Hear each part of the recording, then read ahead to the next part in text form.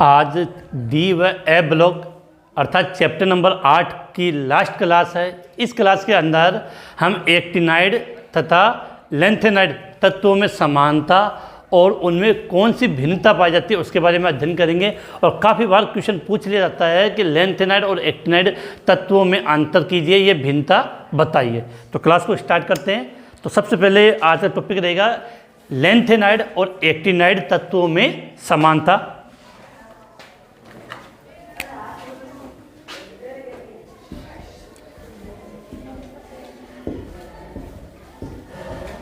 Lanthanoid तथा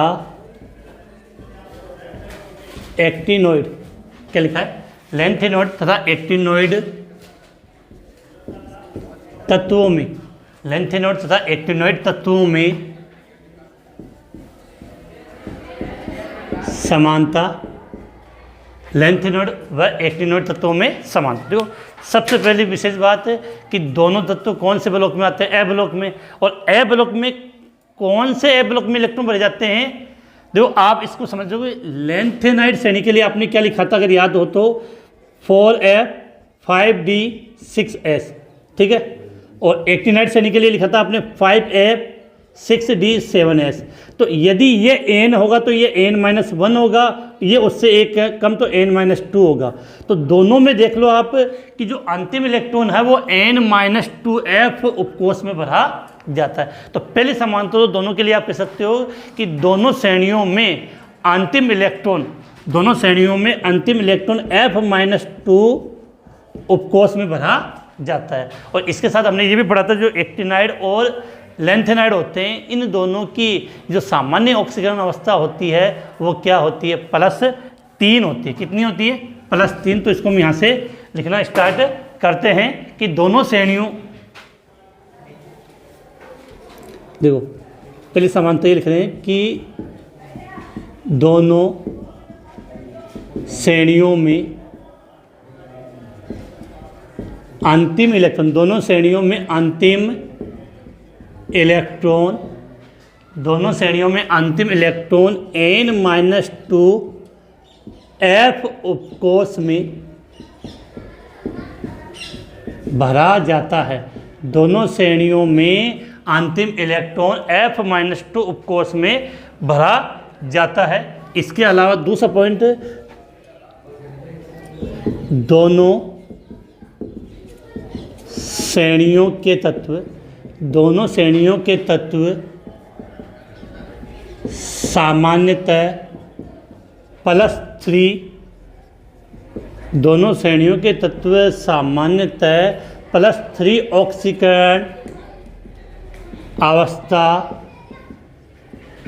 प्रदर्शित करते हैं।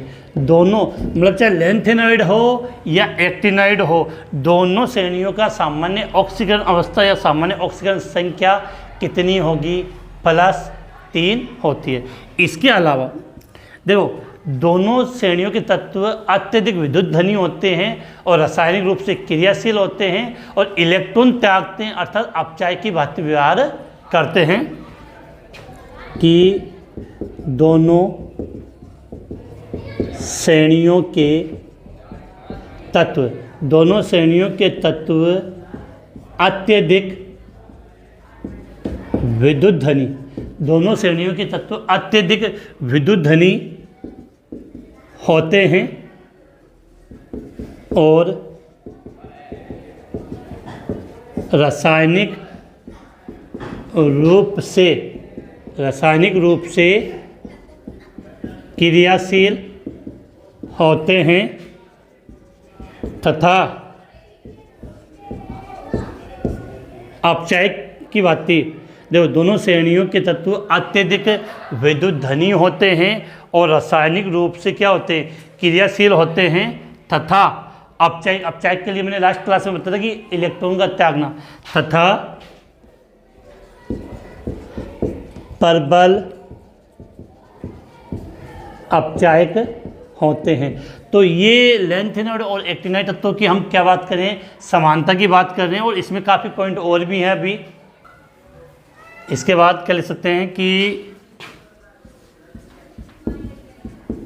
दोनों श्रेणियों के आयन, दोनों श्रेणियों के आयन में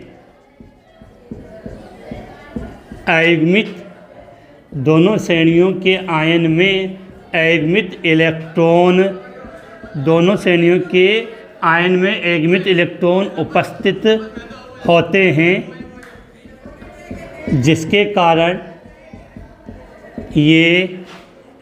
कारण ये देखो अयुग्मित इलेक्ट्रॉन होंगे तो अनुचुंबकीय, जिसके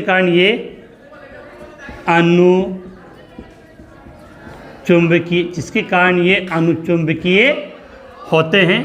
पांचवा पॉइंट की त्रिसंयोजी लेंथेनाइड या एक्टिनाइड के नाइट्रेट, सल्फेट या परक्लोरेट, ये तो जल में विलय होंगे, चाहे लेंथेनाइड के हो या एक्टिनाइड के, क्या नाइट्रेट, सल्फेट, परक्लोरेट जल में विलय होते हैं, जबकि इनके कार्बोनेट, हाइड्रोक्साइड और फ्लोराइड होते हैं वो जल में क्या होते हैं, अविलय होते हैं। जल में क्या होते हैं, अविलय होते हैं। इसके बाद हम क्या लिखेंगे कि अगला समानता की त्रिसंयोजी, एलन का मतलब लेंथेनाइड, त्रिसंयोजी लेंथेनाइड व एन का मतलब एक्टिनाइड, त्रिसंयोजी लेंथेनाइड व एक्टिनाइड के नाइट्रेट, सल्फेट, परक्लोरेट, ये जो आयन होते हैं त्रिसंयोजी लेंथेनाइड या एक्टिनाइड के नाइट्रेट, सल्फेट और परक्लोरेट जल में विलय होते हैं, जल में विलय होते हैं, लेकिन इनके कार्बोनेट, हाइड्रोक्साइड, फ्लोराइड जल में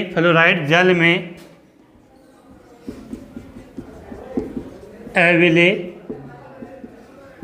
होते हैं, फ्लोराइड जल में अविलय होते हैं। तो उम्मीद है ये चीज़ें आपको समझ में आई होगी। फिर से हम एक बार इसको जल्दी से इसका रिप्रेजेंट दोबारा से फटाफट इसका रिपीटेशन कर लेते हैं, और जो पॉइंट आपको याद करने वो बिल्कुल पर्सन को समझना। पहला क्वेश्चन आपसे ये आ सकता है कि लेंथेनाइड और एक्टिनाइड तत्वों में कौन कौन सी समानता पाई जाती है, बताइए। लेंथेनाइड और एक्टिनाइड तत्वों में कौन कौन सी समानता पाई जाती है, बताइए।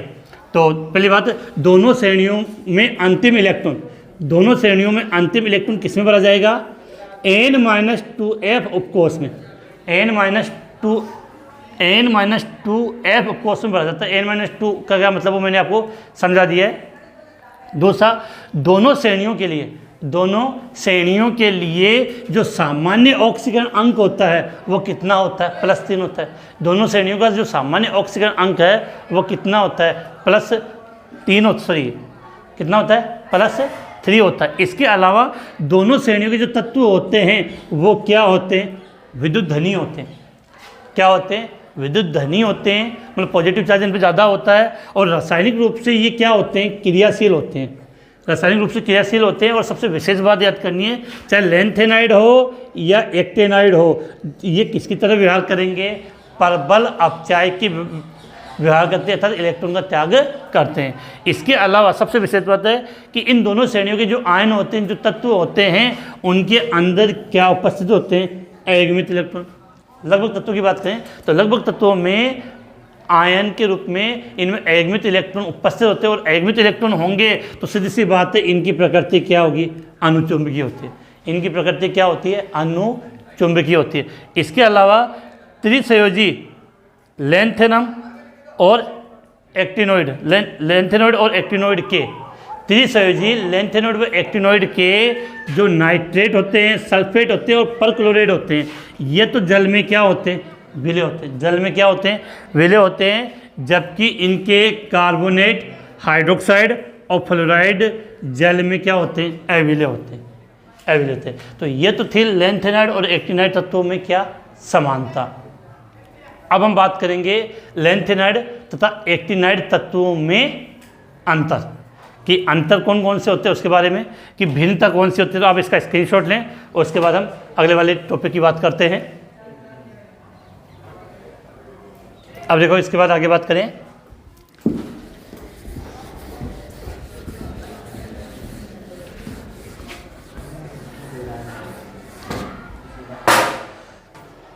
अब देखो, अब बात करते हैं लेंथेनॉइड तथा एक्टिनॉइड तत्वों में भिन्नता।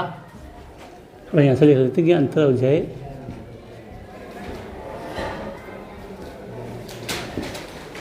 लेंथेनॉइड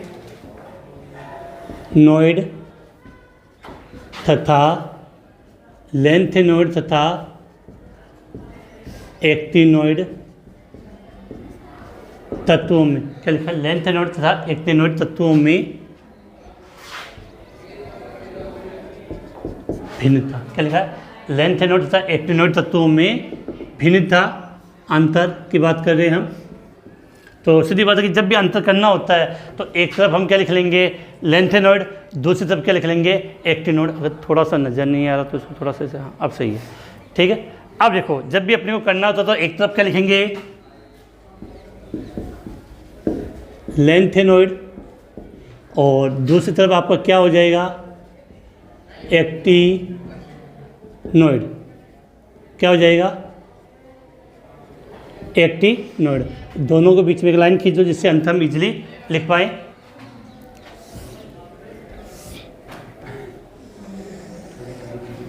ठीक है। अब देखो, इसके बाद अगर हम बात करें, थोड़ा सा कुछ सीधा कर लेते बेटा, सीधा, ठीक है। अब देखो, दोनों में अंतर है। सबसे पहला कि जो एक्टिनॉइड श्रेणी के लिए आपने क्या लिखा था? एक्टिनॉइड श्रेणी के सभी तत्व रेडियो एक्टिव होते हैं, लेकिन लेंथेनॉइड श्रेणी में परमाणु क्रमांक 61 पे क्या आता है? जल्दी से याद करो, 61 पे प्रोमेथियम आता है। तो इसमें केवल प्रोमेथियम एक रेडियो एक्टिव तत्व होता है, इसमें बाकी इसमें सभी रेडियो एक्टिव तत्व होते हैं। तो पहला अंतर लिख सकते हो कि लेंथेनॉइड श्रेणी में प्रोमेथियम, पीएम से रिप्रेजेंट करते हैं परमाणु क्रमांक 61। लेंथेनॉइड श्रेणी में प्रोमेथियम केवल रेडियो एक्टिव तत्व होता है। लेंथेनॉइड श्रेणी में केवल एक ही रेडियो एक्टिव तत्व होता है, वो कौन सा होता है? प्रोमेथियम।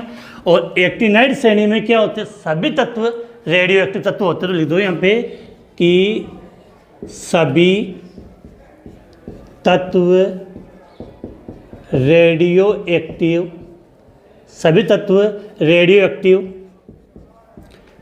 तत्व होते हैं। क्या लिखा है? सभी तत्व क्या होंगे? रेडियो एक्टिव तत्व होते हैं। पहला अंतर हो गया। दूसरा, लेंथेनॉइड या एक्टिनॉइड की सामान्य ऑक्सीजन अवस्था +3 होता है, लेकिन हमने ये सीखा था कि लेंथेनॉइड श्रेणी के जो तत्व होते हैं वो केवल +3 के अलावा +2 और +4 ऑक्सीजन अवस्था रिप्रेजेंट करते हैं, जबकि ये +3 के अलावा +4, +5, +6, +7 तक ऑक्सीजन अवस्था प्रदर्शित करते हैं। तो ये तत्व +3 ऑक्सीकरण अवस्था के अलावा, ये तत्व +3 ऑक्सीकरण अवस्था के अलावा +2 व +4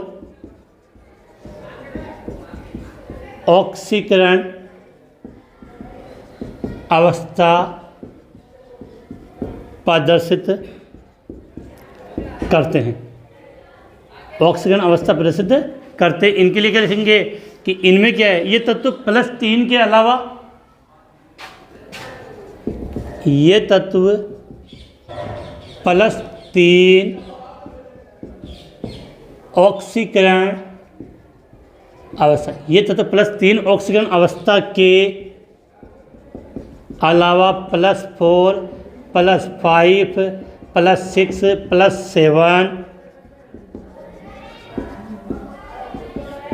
ऑक्सीकरण अवस्था प्रदर्शित करते हैं। कोई कन्फ्यूजन नहीं होना चाहिए। इसके बाद तीसरे अंतर की बात कि लेंथेनाइड तत्वों का आकार एक्टिनाइड की तुलना में कम होता है। तो लेंथेनाइड के ऑक्साइड और हाइड्रोक्साइड की क्षारीय प्रवृत्ति कम होती है और इनकी तुलना में इनके ऑक्साइड और हाइड्रोक्साइड की क्षारीय प्रवृत्ति ज़्यादा होती है। तो क्या लिखेंगे कि लैंथेनॉइड तत्वों के ऑक्साइड, लैंथेनॉइड तत्वों के ऑक्साइड व हाइड्रोक्साइड, लैंथेनॉइड तत्वों के ऑक्साइड व हाइड्रोक्साइड की क्षारीय प्रवृत्ति कम होती है। ये केवल तुलनापद है, तो इनकी तुलना पे बात कर रहे हैं। और इसमें क्या लिख देंगे कि एक्टिनॉइड तत्वों के ऑक्साइड व हाइड्रोक्साइड की क्षारीय प्रवृत्ति क्या होगी, इनकी क्षारीय प्रवृत्ति अधिक होती है। अब चौथा पॉइंट देखो, इनकी संकुल यौगिक बनाने की भी प्रवृत्ति कम पाई जाती है और इनकी संकुल यौगिक बनाने की प्रवृत्ति अधिक होती है। तो लिख लो कि इनकी संकुल यौगिक बनाने की प्रवृत्ति कम होती है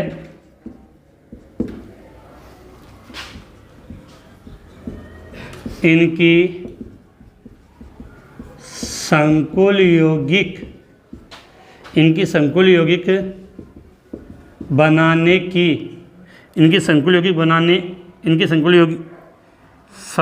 बनाने की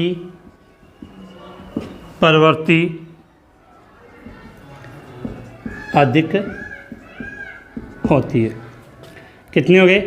वैसे 4 अंतर सफिशेंट होते हैं, लेकिन एक दो और बात कर लेते हैं। एक विशेष बात और याद करना कि ये जो लैंथेनाइड श्रेणी के तत्व ऑक्सो आयन नहीं बनाते, जबकि एक्टिनाइड श्रेणी के तत्व कौन से आयन बनाते हैं? ऑक्सो आयन बनाते हैं। तो लैंथेनॉइड श्रेणी के तत्व ऑक्सो आयन नहीं बनाते हैं। लैंथेनॉइड श्रेणी के तत्व ऑक्सो आयन नहीं बनाते हैं।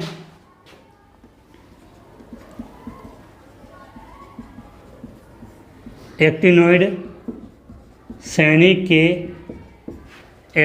श्रेणी के तत्व ऑक्सो आयन बनाते हैं। जैसे एग्जाम्पल लिखूँ, UO2 2+, PuO2 2+, ये ऑक्सो आयन हो गए। और एक लास्ट अंतर लिख लेते हैं कि इसमें क्या होता है, 4F कक्षक की जो बंधन ऊर्जा होती है, बांध के रखने की ऊर्जा होती है, वो इस 5F की तुलना में अधिक होती है। मतलब इसकी ज़्यादा होगी और इसकी कम होगी। कौन सी? 4F इलेक्ट्रॉनों की बंधन ऊर्जा अधिक होती है। तो यहाँ लिख लो छठा पॉइंट में कि 4F कक्षकों के इलेक्ट्रॉनों की बंधन ऊर्जा अधिक होती है। 4F कक्षकों के इलेक्ट्रॉनों की बंधन ऊर्जा अधिक होती है। और इसमें क्या हो जाएगा आपके 5F कक्षकों के इलेक्ट्रॉनों की बंधन ऊर्जा कम होती है। जब बेटा बंधन ऊर्जा कम होती है, इसके कारण इलेक्ट्रॉन आसानी से निकल जाते हैं। इस कारण से ये +3 के अलावा +4 5 6 7 तक रिप्रेजेंट करता है, जबकि ये रिप्रेजेंट नहीं करता है। आप इसका स्क्रीनशॉट ले लें, फिर आगे बात करें। स्क्रीनशॉट हो गया होगा। जो काफ़ी बार ये बोर्ड एग्जाम में क्वेश्चन पूछा जा चुका है कि लेंथेनॉइड और एक्टिनॉइड तत्वों में अंतर कीजिए। पहला अंतर सीधी सी बात है कि इस श्रेणी में कौन सा तत्व केवल प्रोमेथियम, कौन सा, प्रोमेथियम एक रेडियो एक्टिव तत्व होता है, जबकि इस श्रेणी में सभी के सभी रेडियो एक्टिव तत्व होते हैं। और ये बातें मैंने जब इनका इलेक्ट्रॉनिक विन्यास सिखाया था तभी बताई थी कि लेंथेनॉइड श्रेणी में +3 के अलावा ये तो +2 या +4 ऑक्सीजन अवस्था परिवर्तित करते हैं, जबकि इसमें हमने लिखा था कि +3 के अलावा 4, 5, 6, 7 तक ऑक्सीजन अवस्था परिवर्तित करते हैं। इसके अलावा लेंथेनॉइड तत्व के जो ऑक्साइड बनते हैं, हाइड्रोक्साइड बनते हैं, उनकी क्षारीय प्रवृत्ति कम होती है एक्टिनाइड की तुलना में, और इनके जो ऑक्साइड या हाइड्रोक्साइड बनते हैं उनकी क्षारीय प्रवृत्ति है वो लेंथेनॉइड की तुलना में अधिक होती है। इसके बाद करें कि इनकी संकुल यौगिक बनाने की प्रवृत्ति कम होती है।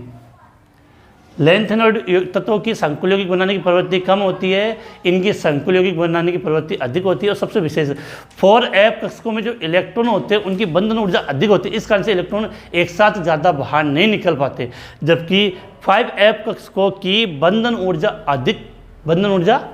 कम होने के कारण इलेक्ट्रॉन आसानी से बाहर निकल जाते हैं। तो ये था लेंथेनॉइड और एक्टिनाइड तत्वों में भिन्नता। इसके बाद कुछ इनके तत्व थे, उनके उपयोग रह गए हैं, वो मैं यहाँ साइड में लिख देता हूँ, जिसको आप इजीली समझ के याद कर लेना कि कभी कभार पूछ लिया जाता है। देखो यहाँ पे लिख रहा हूँ साइड में, ये जो जगह बची है यहाँ से, कि एक तो ये लिखा नजर आ रहा होगा बिल्कुल TiO2, शॉर्ट में लिख रहा हूँ TiO2, प्रश्न आ जाएगी titanium oxide, titanium dioxide. TiO2 का उपयोग किस में किया जाता है? तो TiO2 का उपयोग वर्णक उद्योग में किया जाता है। TiO2 का उपयोग किस में किया जाता है? वर्णक उद्योग में किया जाता है। एक कंपाउंड है MnO2, मैग्नीज डाइऑक्साइड, इसका उपयोग शुष्क बैटरी सेलों में किया जाता है। किसमें? शुष्क बैटरी सेलों में किया जाता है। इसके अलावा एक हाफिली में मैंने एक क्वेश्चन देखा था, हाफिली डिस्ट्रिक्ट में हाफिली एग्जाम में क्वेश्चन पूछा गया था, कॉपर युग के सिक्के और सिल्वर युग के सिक्के किसके बने होते हैं? तो बिल्कुल क्लियर है, जो कॉपर युग के जो सिक्के होते हैं वो कॉपर अवर्णित स्टील के बने होते हैं। किसके होते हैं? कॉपर अवर्णित स्टील के बने होते हैं। और सिल्वर युग के सिक्के होते हैं वो कॉपर और निकिल मिश्र धातु के बने होते हैं, कॉपर और निकिल मिश्र धातु के बने होते हैं। इसके अलावा भौलक वाला जब चैप्टर हम पढ़ेंगे तो वहाँ पढ़ेंगे कि पॉलीथीन निर्माण में किसका प्रयोग किया जाता है? पॉलीथीन निर्माण में किसका प्रयोग किया जाता है? तो बिल्कुल क्लियर होना चाहिए AlCH3 होल्ट्राइस प्लस TiCl4, जिसको हम जिगलर नाटा उत्प्रेरक कहते हैं। तो बिल्कुल क्लियर होना चाहिए कि पॉलीथीन के निर्माण में पॉलीथीन के निर्माण में हम किसका प्रयोग करते हैं? AlCH3 होल्ट्राइस प्लस TiCl4 होगा, TiCl4, जिसको जिगलर नाटा उत्प्रेरक कहा जाता है। इसके अलावा एक और अपना आता है यहाँ पे, ये सब बुक की लाइनों में से निकाले क्वेश्चन है, वॉकर प्रक्रम। क्या लिखा मैंने? वॉकर प्रक्रम। तो वॉकर प्रक्रम में होता क्या है? एथाइन से एथेनेल बनाने में, मतलब वॉकर प्रक्रम के द्वारा एथाइन से एथेनेल बनाया जाता है, जिसके अंदर PdCl2 उत्प्रेरक का प्रयोग किया जाता है। किसका? PdCl2 उत्प्रेरक का प्रयोग किया जाता है। और एक और आपको याद करना है, एल्काइन से क्या बनाना? आपको बेंजीन। तो एल्काइन से बेंजीन बनाने के लिए हम किसका प्रयोग करते हैं? निकिल का प्रयोग करते हैं। एल्काइल से बेंजीन बनाने के लिए हम किसका प्रयोग करते हैं? निकिल का प्रयोग करते हैं। तो ये कुछ पॉइंट थे विशेष जो मुझे बुक में अलग लगे थे, वो मैंने आपके लिए नोट कर दिए। प्रश्न क्या आएगा? TiO2 का उपयोग किस में किया जाता है? तो TiO2 का उपयोग वर्णक उद्योग में किया जाता है। MnO2 सूक्ष्म बैटरी सेलों के निर्माण में इसका प्रयोग किया जाता है। कॉपर युग के सिक्के, ये कॉपर अवर्णित स्टील होता है। सिल्वर युग के सिक्के कॉपर व निकिल मिश्र धातु होती है। फिर पॉलीथीन निर्माण में जिगलनाटा उत्प्रेरक का प्रयोग किया जाता है, जिसको हम क्या बोलते हैं, उस फॉर्मूला क्या था, AlCH3 होल्ट्राइज प्लस TiCl4 होता है। वॉकर प्रक्रम एथाइन से एथेनॉल बनाने में, एथाइन से एथेनॉल बनाने में इसका प्रयोग होता है और उत्प्रेरक होता है PdCl2 उत्प्रेरक के रूप में इसका प्रयोग होता है। और एल्काइन से बेंजीन बनाने के लिए हम किसका प्रयोग करते हैं, निकिल का प्रयोग करते हैं। पहले आप एक बार इसका स्क्रीनशॉट ले लें, उसके बाद हम बात करें। तो इसी के साथ अपना ये जो चैप्टर नंबर 8 डी व एफ ब्लॉक था वो कंप्लीट हो चुका है। बिल्कुल NCERT के अकॉर्डिंग, बुक के अकॉर्डिंग मैंने आपको कंप्लीट करवा दिया है। कोई भी चैप्टर पढ़ने के बाद जब हम उसके छोटे छोटे क्वेश्चन करते हैं तभी हमें उसकी प्रैक्टिस हो पाती है, कितना हमें आता है और कितना नहीं आता है। तो इस चैप्टर की जो छोटे छोटे क्वेश्चन या मोस्ट इंपॉर्टेंट क्वेश्चनों का वीडियो है वो भी 1-2 दिन में अपलोड कर दिया जाएगा, उसको ज़रूर देख लें, क्योंकि उसको देखने के बाद आपको पता चल जाएगा कि आपको ये चैप्टर कितना का आता है और कितना का नहीं आता है। इसी के साथ चैप्टर 8 समाप्त है। जल्द मिलेंगे नए चैप्टर के साथ। तो आज की क्लास यहीं समाप्त करते हैं। जय हिंद, जय भारत।